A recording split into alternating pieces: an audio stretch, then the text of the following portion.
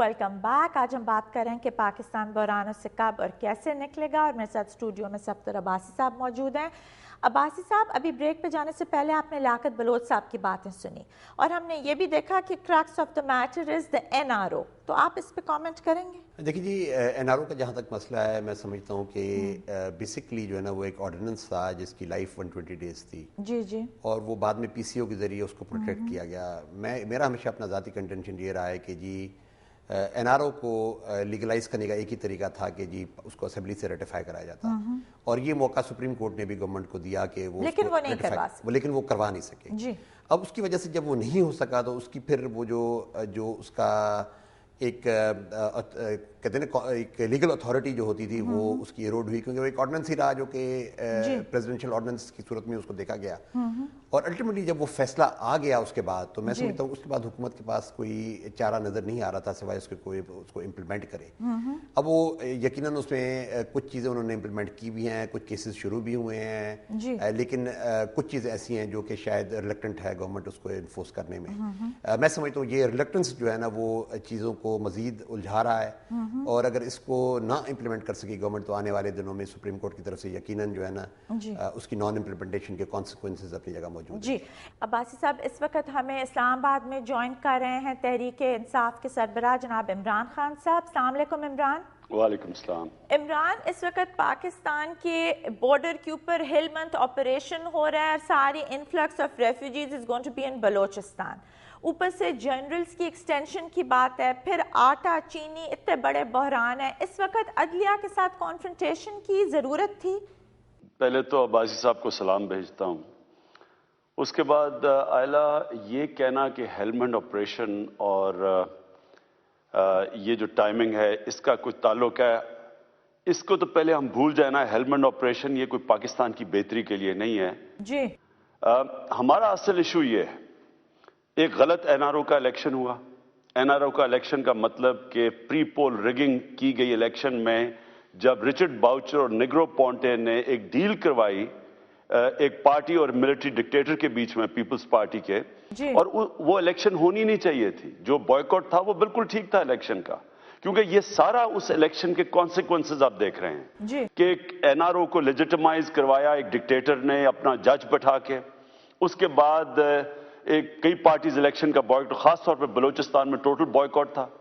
उसके बाद आपने देखा कि NRO के जरिए एक प्रेसिडेंशियल इलेक्शन लड़ी गई, और मुझे अफसोस की बात यह है कि जो पार्टीज उस वक्त असेंबली में थी जो compete कर रही थी, उनको चैलेंज ही नहीं किया उन्होंने कि एक आदमी NRO के जरिए अपने आप को अपने बड़े करप्शन केसेस कैसे क्लियर करवा सकता है।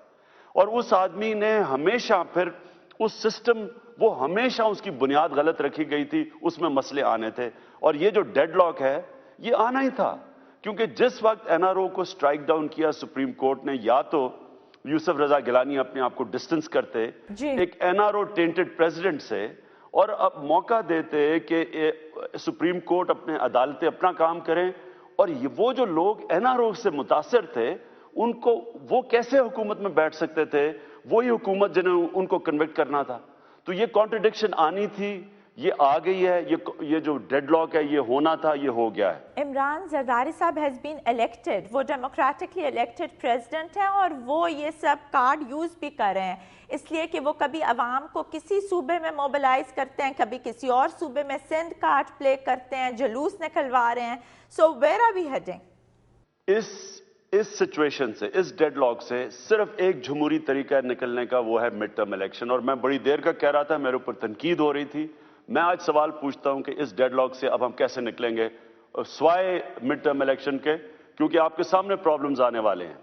सबसे बड़ा प्रॉब्लम है कि ये जो प्रेसिडेंसी का और ये जो क्लैश हुआ है सुप्रीम कोर्ट का, ये तो अगर तो सुप्रीम कोर्ट को इन्होंने कामयाब हो गए, सुप्रीम कोर्ट को जिस तरह उसके खिलाफ डेमोन्स्ट्रेशंस कर रहे हैं, उसको मुतनाज़ा बना रहे हैं अपनी चोरी छुपाने के लिए, अगर ये कामयाब हो जाते हैं तो पाकिस्तान की डेमोक्रेसी का बिल्कुल बेड़ा गर्क हो जाएगा। अगर सुप्रीम कोर्ट खड़ा हो जाता है, और जो इंशाल्लाह, क्योंकि उसके पीछे अवाम है, वो खड़ा होगा, हो गया है, तो फिर तो एक ही कैजुअल्टी है उसके अंदर, वो गवर्नमेंट है।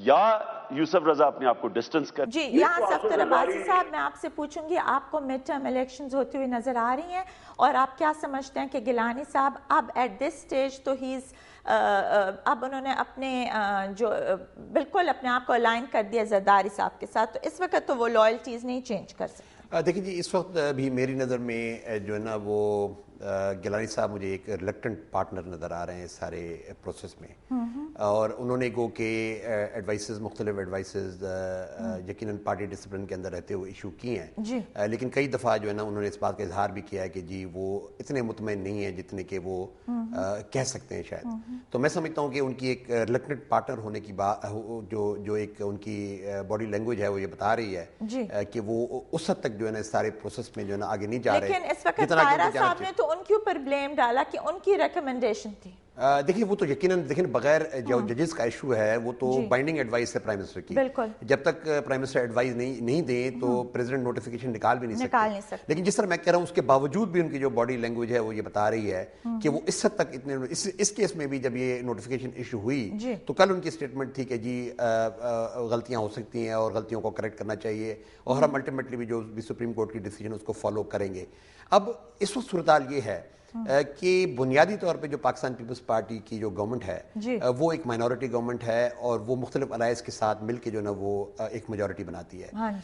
मेरी नज़र में जो प्रॉब्लम इस वक्त मुझे नज़र आ रहा है वो ये है कि जैसे एनआरओ के ऊपर गवर्नमेंट की मेजॉरिटी ख़त्म हो गई, उसी तरह से कहीं फिर दोबारा प्राइम मिनिस्टर की मेजॉरिटी ना किसी स्टेज पे ख़त्म हो जाए। मैं ये समझता हूँ, लेकिन साथ ही साथ मैं थोड़ा सा इमरान से इख्तलाफ करूँगा, वो है एनआरओ के हवाले से। मैं समझता हूँ कि जब ये पीपल्स पार्टी और जनरल मुशर्रफ की नेगोशिएशंस हुई उसमें बुनियादी तौर पे पीपल्स पार्टी के डेमोक्रेटिक क्रेडेंशियल्स को तो आप जो है चैलेंज नहीं कर सकते, न मोहतरमा बेनज़ीर भुट्टो साहबा की और न पाकिस्तान पीपल्स पार्टी के दीगर लोगों की। हाँ, ये जरूर हुआ कि जब एनआरओ इशू हो गया तो दैट वाज, जैसे मैंने कहा कि एक ऑर्डिनेंस था जिसको कि पार्लियामेंट को रेटिफाई करना था।